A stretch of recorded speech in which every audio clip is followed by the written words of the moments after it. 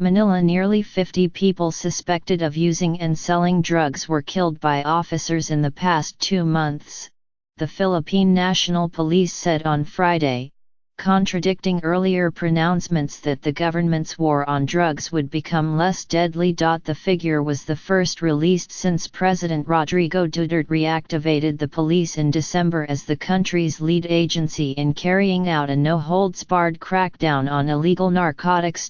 Between December 5, 2017, when the police took part in an operation named Double Barrels Reloaded, and Thursday, officers conducted 3,253 raids, leading to the arrests of an unnamed number of high-value targets and the deaths of 46 people, the police said in a statement. Mr.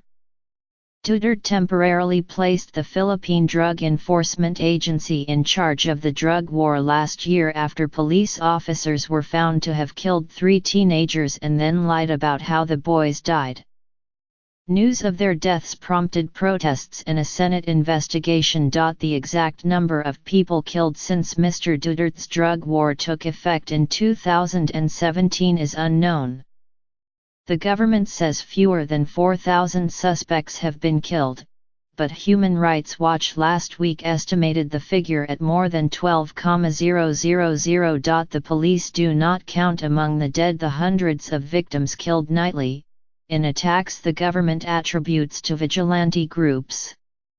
Those victims are often found with cardboard signs around their necks indicating that they were drug users or dealers. The government has strenuously rejected the death toll as estimated by Human Rights Watch, and has demanded the organization issue an apology to make such sweeping accusations without being able to support these claims with facts is not just misrepresentation, Foreign Secretary Alan Peter Cayetano said last week. It is outright deception. A representative of Human Rights Watch defended the organization's estimate by any measure.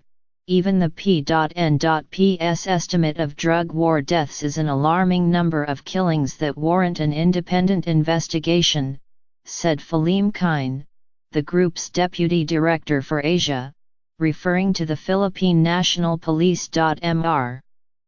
Kine added that the glaring disparity between the official death toll and those of independent observers underscored the need for the government to allow a United Nations-led investigation. Mr.